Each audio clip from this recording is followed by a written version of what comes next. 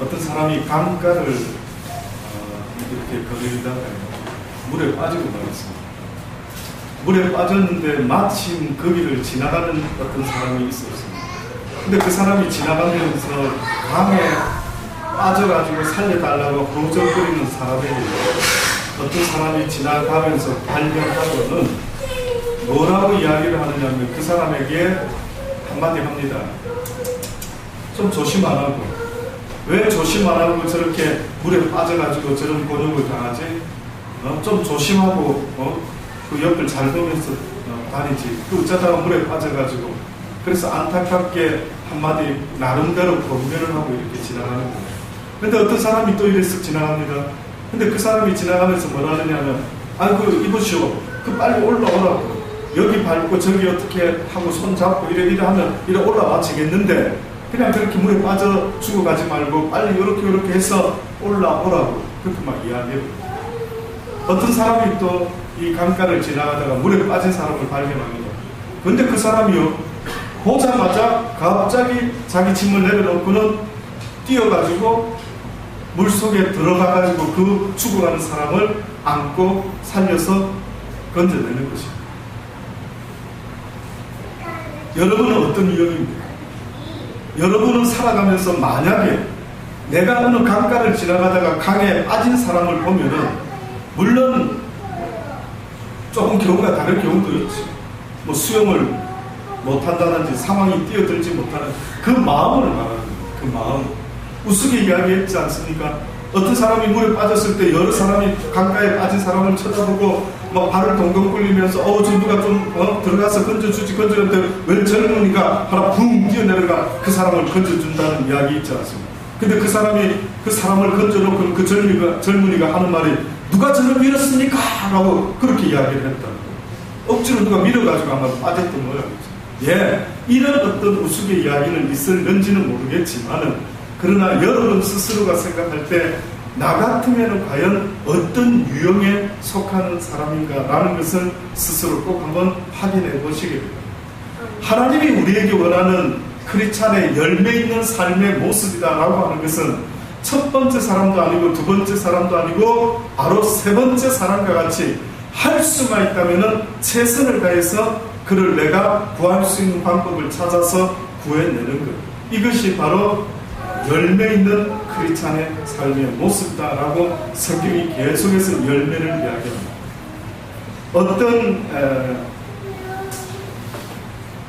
어떤 포도원에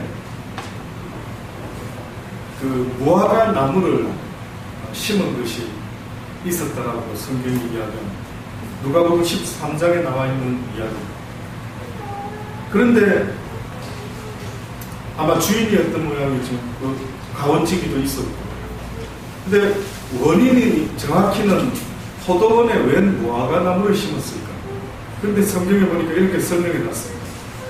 주님이 뭔가 비유로 말씀하시되 한 사람이 포도원에 무화과 나무를 심은 것이 있더니 와서 그 열매를 구하였으나 얻지 못한지라. 가원지기에게 이르되 내가 3년을 와서 이 무화과 나무의 실과를 구하되 얻지 못하니 찍어버리라. 어찌 땅만 버리리니. 그때 가원지기가 주인에게 말합니다. 주인이시여, 금년에도 그냥 한 번만 더 기회를 주면 좋겠습니다. 금년에도 그대로 두셔서 내가 두릅하고 거름을 줄이니 이후에 만일 실과가 열면 이오니와 그렇지 않으면 찍어 버리소서 하였다 하시니라. 이런 예와 비유 이야기가 있습니다. 여러분 이 이야기 잘 들어서 알고 계시죠? 무슨 의미가 있을까요? 지금 이런 이야기가 왜 성경에 적혀 있을까요? 결국은 이 주인이 의도하는 목적은 비록 포도원이었지만은 그 포도원에 무화과 나무를 심었을 때 무엇을 얻고자 하는 목적이 있었다고요? 열매를 얻고자 하는. 그런데 열매를 맺지 못하는 무화과 나무가 의미가 있을까요? 없을까요? 의미가 없어요. 그러면 기독교인이 행위가 없는, 열매가 없는 기독교인 의미가 있을까요? 없을까요? 의미가 없습니다. 성경은 정확히 말합니다. 나는 너희가 나를 알고 이제 내 말씀대로 삽니다라고 할 때에 너희의 입술의 고백만이 되면 결단코 의미가 없다. 네 삶 속에 그런 실천이 없는데 과연 그게 무슨 의미가 있는가? 어떤 두 사람이 나룻배를 탔답니다. 나룻배. 근데 이 두 사람이 아마 신학자였던 모양이죠. 마침 두 신학자가 나룻배에 배를 뚝 타고 가는데 무슨 이야기가 시작되었느냐면은 한쪽 신학자는 믿음이 중요하다. 그 어떤 것보다 성경에 말하는 가장 중요한 것은 믿음이다. 이제 그 이야기를. 그랬더니만 또 다른 신학자가 하는 말이 그 믿음이 행위가 따라주지 않으면 그거는 죽은 믿음이다. 또 이제 이렇게 이야기합니다. 이 두 신학자가 이 나룻배를 타고 벳사곤과 세 사람이서 건너편으로 건너가는 그 시간 속에서 계속해서 두 사람이 토론을 벌립니다. 아니야, 믿음이 첫째지. 아니, 행위가 따르지 않는 믿음은 소용없는 거야. 계속 이야기를 합니다. 근데 이 벳사곤이 듣고 있다가 아우 죄송한데 두 분 말씀 듣다 보니까 저도 뭔가 조금 제가 깨닫는 어떤 게 있는데 저도 한 말씀 드려도 되겠습니까? 무슨 이야기입니까? 했더니 뜻밖에도 그 벳사공, 신학자도 아닌 이 벳사공이 무슨 이야기를 하는 줄 아십니까? 자기가 적고 있는 이 노를 이야기를 들으면서 한다는 말이에요. 저는 생각할 때 이 한쪽 노는 믿음이라 말해도 될 것 같습니다. 이쪽도 한쪽 노는 행함이다라고 말할 수 있어요. 자 보십시오. 하면서 오른쪽 믿음의 노를 계속 저니까 배가 앞으로 갈까요? 계속 빙빙 돌까요? 빙빙 도는 거죠. 계속 빙빙 도는. 또 왼쪽 행함이라는 것만 계속 또 강조를 하니까 배가 또 왼쪽으로 어떻게 됩니까? 빙빙 돌죠. 그러니까 도착, 건너편에 도착을 못한다 이거죠. 그러면서 이 벳사곤이 하는 말이 결국 믿음과 행위는 함께 있어져야만이 저기 목적지까지 이 배가 도착하는 것처럼 자기가 생각할 때에는 내가 믿음이 있다라고 말하면 곧 그것은 행위가 따라야 되고 내가 행하는 믿음이 있다라는 그것이 곧 나를 하나님께서 원하는 그 목적지까지 도착할 수 있도록 내 영혼을 이끌어주는 그런 믿음 아니겠습니까? 라고 설명을 했다. 여러분 생각에는 어떤 느낌이 드십니까? 과연 믿음이라는 것이 말만 하면 과연 구원을 받는 것인가 생각할 때에 비록 한편 강도와 같이요. 내가 예수를 믿는 그 순간 이제 내 인생이 끝이 난다라고 한다면은 저는 생각할 때 그 사람에게는 믿음으로 구원을 받고 행함은 없지만은 부끄러운 구원을 분명히 받게 될 거예요. 제가 엊그제 두 목사님과 함께 이야기를 나누는 때였어요. 어느 한 목사님이 간증을 하시더라고요. 목사님, 제가 아는 어떤 친구가 있는데 얼마 전에 병원에서 암으로 죽은 친구입니다. 그 친구는 저처럼 어렸을 때부터 교회를 다니고 예수를 믿었던 사람입니다. 근데 그 사람이 어느 날 암이 걸려서 병원에서 점점 죽어가는데 죽기 전에 있었던 일이 있었는데 자기는 아직도 잊어먹지 않고 너무나 그때 그것이 자기로서는 이게 이 친구가 지금 무슨 말 하는 거지? 지금 이 친구의 이 고백의 의미가 뭐지? 하면서 자기가 새삼스럽게 하나님을 믿는 일에 있어서 시간이 문제가 아니라 내가 과연 하나님을 한 번만이라도 간절하게 주의 이름을 부른 적이 있는가 하는 것을 스스로 생각을 할 수밖에 없도록 했던 사건이 있었대요. 그 무슨 사건인데 그걸 거창합니까? 그랬더니 그 친구 장로가 얼마 전에 병원에서 암으로 돌아가셨는데 암으로 죽기 얼마 전부터 막 늘 막 애절한 소리를 지르고 막 몸부림을 치는데 하나님을 찾더라고요. 하나님 구원해 주소서. 하나님 살려 주소서. 하나님 얼마나 처절하게 하나님을 찾는지.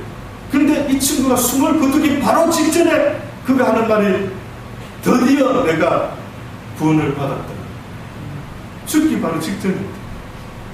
그 이 친구 목사님이 이게 무슨 뜻이지? 내가 이제 드디어 구원을 받았다. 그때 자기 스스로가 생각해봤다. 이 친구는 나와 함께 오랫동안 교회 생활했던 장로인데 어떻게 오랜 기간 구원받은 삶을 살았다라고 생각을 하고 있었는데 뜻밖에도 이 사람은 구원받은 자의 삶을 살았던 것이 아니라 이제야 죽기 직전에 겨우 구원을 받았다고 소리를 지르더라고요. 그래서 제가 그 이야기를 듣고 그 말을 해드렸죠. 예, 목사님, 제가 깨닫는 구원이라는 것은 그냥 입술로 단순하게 믿습니다 해서 구원받는 그 입술의 고백을 말하는 게 아니거든요. 뜻밖에도 하나님이 우리에게 하나의 조건이 있습니다. 누구든지 나를 찾고 구하는 자는 만나게 된다. 그런데 조건이 있습니다. 무슨 조건이 있는지 아십니까? 목마른 사슴이 시냇물을 찾듯이 내가 주를 찾지 못하면, 주를 만나지 못하면, 제대로 주님을 믿는 믿음의 삶을 살지 못하면 나는 죽는다. 살아있으나 죽은 자라고. 그러니 이 이야기가 어렵지 않습니다. 여러분 사시면서 혹시 간절히 원했던 어떤 일들이 있었습니까? 혹시 돈 버실 때 굉장히 마음이 간절하십니까? 하나님이 원하는 조건이 있더라고요. 네가 나를 간절히 찾지 않으면 결단코 나는 너를 만나줄 수가 없다. 그래서 저도 17살 때 너무나 저 인생에 잊을 수 없는 그 사건, 그게 바로 늘 말씀드렸던 이 사슴이, 목마른 사슴이 시냇물을 찾듯이 메마른 영혼, 하나님을 찾으면 찾는 자에게 하나님은 나타나십니다 라는 설교를 제가 고등부 때 저희 고등부 전도사님이 그 설교를 하십니다. 그때 제가 그 이야기를 듣고 한번 찾고는 싶은데 조건이 해필이면 목마른 사슴, 죽기 살기로 하나님을 이게 갑자기 저한테 숙제가 되는 거예요. 가만히 있어봐. 내가 죽기 살기로 찾았다는 것을 하나님께 어떻게 내 마음을 표현하지? 그래서 하나님이 이용호 너 진짜 죽기 살기로 나 찾는구나. 이렇게 그분이 나한테 나의 모습을 보고 인정을 일단은 해줘야 내가 그 다음에 하나님을 만나든 만나지 못하든 둘 중에 하나인데, 그러면 최소한 내가 할 수 있는 목마른 사슴의 그 최선을 다하는 몸부림은 뭘까? 그때 제가 새벽 기도를 생각했어요. 그래서 저희 모친에게 혼자 다니지 마시고 이제 내일부터 저를 깨워주십시오. 제가 같이 함께 어머님과 새벽 기도를 나가기 원합니다.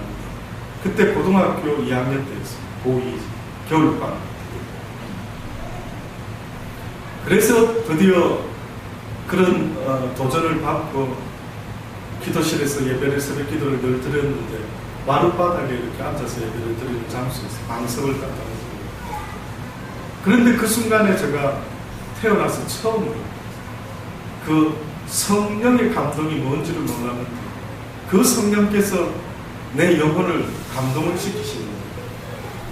뚱딴지같이 나의 17평생이 얼마나 잘못됐는지를 보이시는데 저는 불명히 눈을 감고 있는 것 같았는데 어떠한 영이 나를 어떻게 간섭을 했는지 영화 극장에서 컴컴한 극장 안에서 앞에 있는 화면만 보이듯이 다른 건 하나도 안 보이는데 17살 살아왔던 내 인생이 그 짧은 순간에 쫙 내 인생을 보이시는데 내가 이렇게 죄인인지를 그때 처음 느꼈어요.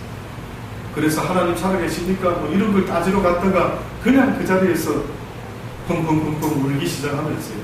나 같은 죄인도 주님을 만날 수가 있습니까? 이런 기도를 하기 시작했던 거죠. 지금 생각해보면요.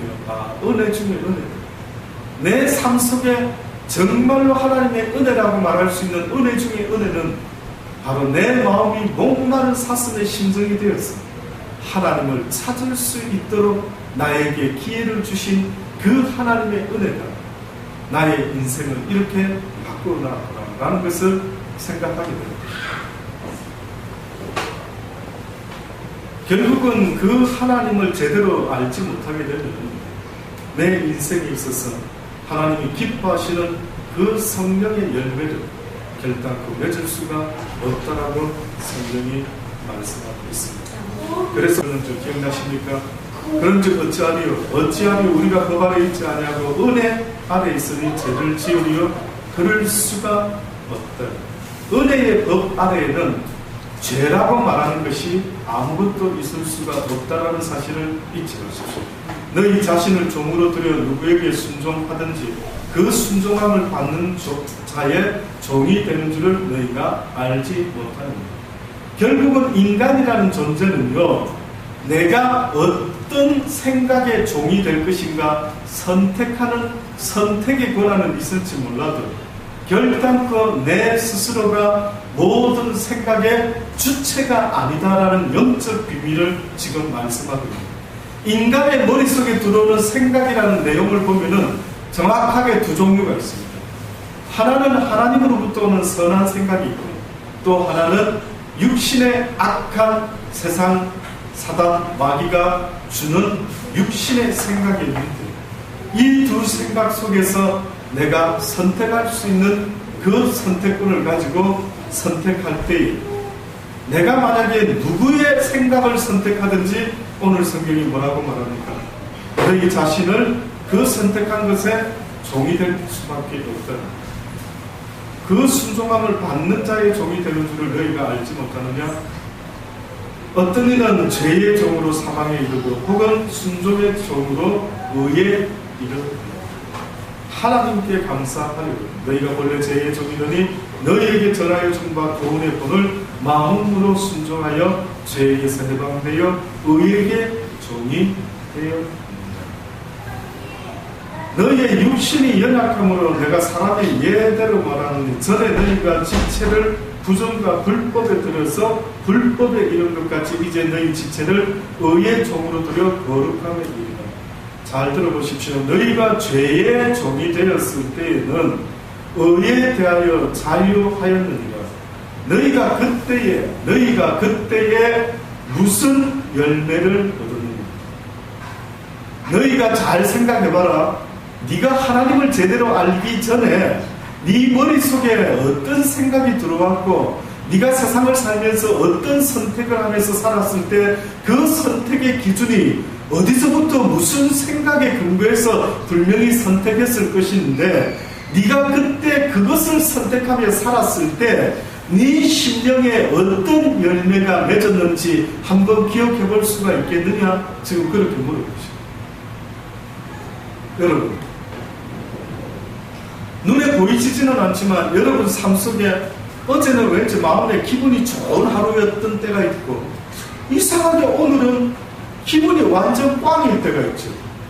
근데 어제나 오늘이나 별반 겉으로 대단한 일이 있은 것 같지는 않는데 이상하게 어제는 왜 기분이 좋았고 오늘은 왜 이렇게 기분이 울굴한지 그거조차도 잘 모를 겁니다. 그런데 하나님이 지금 무슨 말씀을 하느냐면 네가 만약에 나쁜 생각의 종이 되었을 때는 하루 종일 꿀꿀하다. 근데 오늘 네 머릿속에서 좋은 생각을 오늘 사랑하는 남편을 위하여 아내를 위하여 가족을 위하여 오늘 내 친구를 위해서 내가 어떻게 좀 선물 한번 할까? 내가 오늘 커피 한번 사줘야지. 내가 오늘 식사 대접 한번 해줘야지. 오늘 기말이다. 내가 오늘 한번 쏜다. 이상하게 뭐 특별한 게 오히려 돈 쓴 일밖에 없는데 어느 때는 내 마음속에 왠지 오늘 하루가 기분이 묘하게 괜찮은 느낌이 든다. 그래서 지금 하나님이 어떻게 보면 바울 같은 사람을 통해서 무슨 이야기를 하느냐면 네가 머릿속에 들어오는 이 하나님의 말씀이 아닌 다른 사망의 법에 순종하며 살았을 때 누구 미워해라, 누구 시기해라, 누구 질투해라, 저 인간 원수 맺어라, 짜증내라, 오늘 막 열받아버리라. 이상하게 오늘따라 막 날씨 때문에 열받고 못생긴 사람 때문에 열받고. 그러니까 어떤 사람은요 무슨 열받으려고 태어난 사람이죠. 이 땅에 열받고 살아가려고 사명을 가지고 태어난 사람. 어떤 사람은 하나부터 열까지가 다 시시 세색콜콜 다 열받는다. 짜증내고. 그런데 지금 바울이 그렇게 말을 하는 겁니다. 그런데 잘 생각해봐라. 네가 지금 기억을 잘 못할 수 있으니까 잘 좀 생각해봐라. 근데 네가 어느 날 머릿속에 내가 양보해야지, 내가 용서해야지, 내가 오늘 쏘아야지, 오늘 내가 저 사람 조금 도와줘야지, 그래 오늘 내가 조금 이렇게 애를 써봐야지. 어느 순간에 오늘 하루 특별히 다른 건 없는데 이상하게 내가 선한 생각에 순종을 했더니만 그 결과의 차이는 지금 성경이 말씀하는 것처럼 엄청나게 차이가 있는데, 너희가 나쁜 생각의 종이 되었을 때 그때의 네 심령에 무슨 열매가 맺혔던 걸 기억나느냐? 평안과 기쁨과 감사와 즐거움의 열매가 있더냐? 그렇지 않으면 짜증과 답답함과 외로움과 쓸쓸함과 그냥 이유 없이 막 폭발하는 어떤 감정, 어떤 네 심령의 열매가 맺히더냐? 이제 너희가 그 일을 부끄러워하라니. 이제는 네가 그때 내가 왜 그런 마음을 먹었을까? 제발 이제는 좀 부끄러워해야 되겠다. 왜냐하면은 그러한 생각을 가지고 살아가는 인생의 그 영혼의 마지막이 바로 사망임을 잊지 마라. 그러면서 지금 바울이 말하는 것은 사망에 합당한 생각을 왜 네가 먹고 있느냐? 왜 사단이가 너에게 이 인간, 하나님, 이 인간은 지옥 가도 됩니다. 왜냐하면 보세요. 제가 지금 이런 생각을 줬더니만 얘가 지금 내 시키는 대로 그대로 마음 먹고 있지 않습니까? 얘가 지금 저 시키는 대로 사람을 미워하고 있지 않습니까? 얘가 내 시키는 대로 지금 짜증내고 있지 않습니까? 얘 이름은 김갑돌입니다. 하나님, 얘는 마지막에 제가 데리고 지옥 가도 되겠죠. 이것이 현실입니다. 지금 제가 무슨 이솝 이야기 동화를 하는 것 같아 보이는지 모르지만 여러분 잊지 마십시오. 이게 진실입니다. 이게 영의 세상에서 일어나는 진실입니다. 그러나 이제는 너희가 그 전에 내가 왜 그렇게 살았을까? 죄에게서 이제는 해방되고 하나님께 종이 돼요. 하나님께 종된다라는 것은 누가 시키는 대로 산다라는 말입니까? 하나님이 시키는 말씀대로 살아가는 그 자가 바로 하나님의 종이라는 거예요. 만약에 우리 집 아들이 내 말은 안 듣고 옆집 아저씨 말을 들으면 이놈이 내 아들일까요? 옆집 아저씨 아들일까요? 좀 복잡합니까? 혈육으로는 내 아들인데 이놈이 내 말을 안 들으니까, 옆집 아저씨 말은 그래 잘 들으니까 이놈이 옆집 아저씨 아인가 뭐 이렇게 헷갈립니다. 그럴 수 있겠지만 성경에서 말씀하시는 것은 누구 말을 네가 순종하느냐에 따라서 너는 그것의 종이 된다고. 아멘. 정확한 이야기입니다. 뭐 어려운 이야기도 전혀 아닙니다. 그러니 네가 만약에 이제는 죄에서 해방이 되고 하나님의 종이 된다라고 하는 것은 결국 그 말씀에 순종함으로 네가 거룩함에 이르게 되는 열매를 얻었으니 이제는 마지막은 영생. 이제 네 마지막은 영생. 결국 하나님의 종이 됐을 때 목사님 지금 제가 하나님의 말씀에 순종하고 사는 사람일까요? 그렇게 사는 사람 아닐까요? 저는 잘 모릅니다.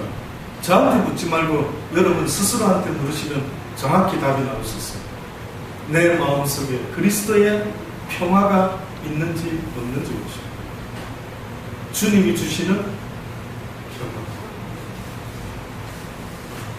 주님이 주시는 평화, 남편이 주는 평화, 아내가 주는 평화 말고,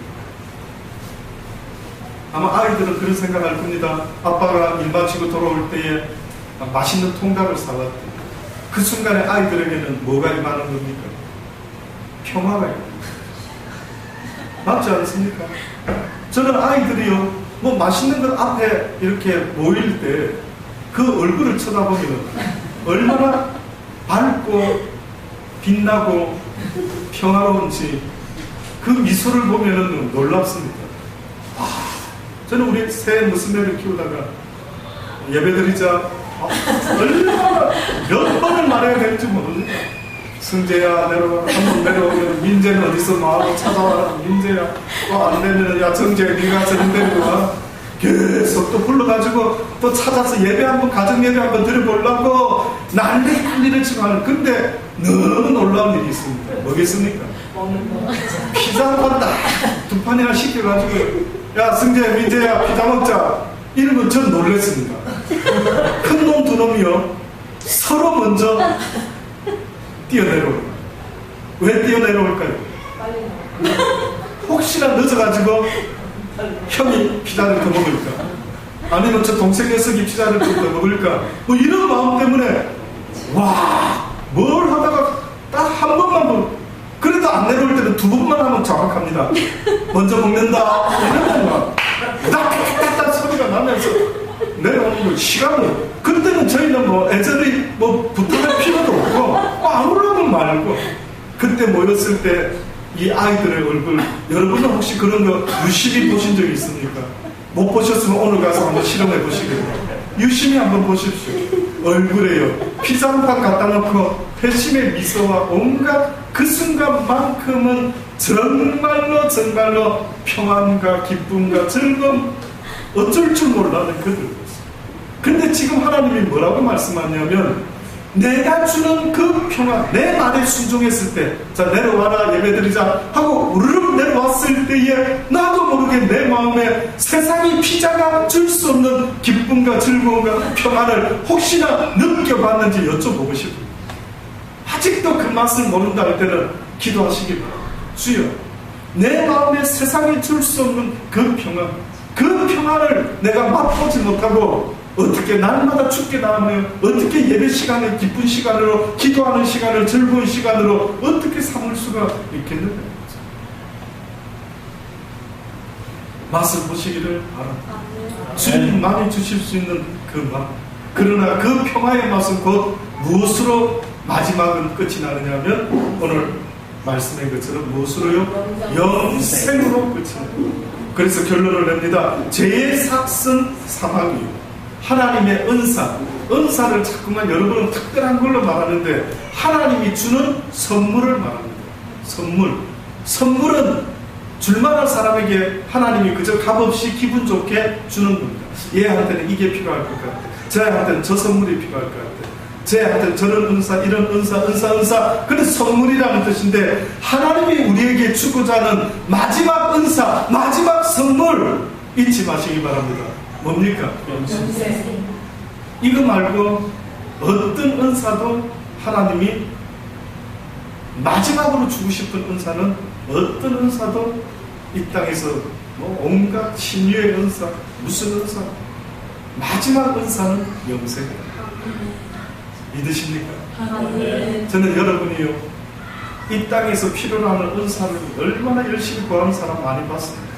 근데 여러분 궁극적으로 내가 영원히 놓치지 않고 마지막까지 내가 가서 얻을 수 있는 최고의 선물은 영원한 생명이라는 사실을 꼭 잊지 마시고 그 선물을 받는 그날까지 오늘도 내가 삶 속에 어떤 열매를 내 심령에 맺으며 살아가고 있는지 지금도 내 영혼이 무엇 때문에 힘들어하고 외로워하고 쓸쓸해하고 답답해하고 있는지 내가 지금 어떤 법에 순종하고 있는지 여러분 스스로를 꼭 돌아볼 수 있는 여러 복된 분들이 다 되시기를 주의 이름으로 축원합니다. 기도하시겠습니다. 하나님 그렇습니다. 어떤 열매를 내가 맺고 있는지를 늘 볼 수 있도록 은혜를 베풀어 주옵소서. 말로만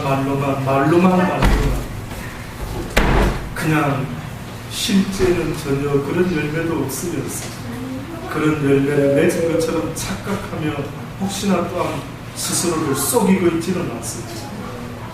억지로 맺혀지는 그런 어떠한 의지가 아니라 주의 말씀에 순종한 자에게 자연스럽게 열매 맺을 수밖에 없고 그 신령한 열매들을 오늘도 우리에게 허락하여 주옵소서.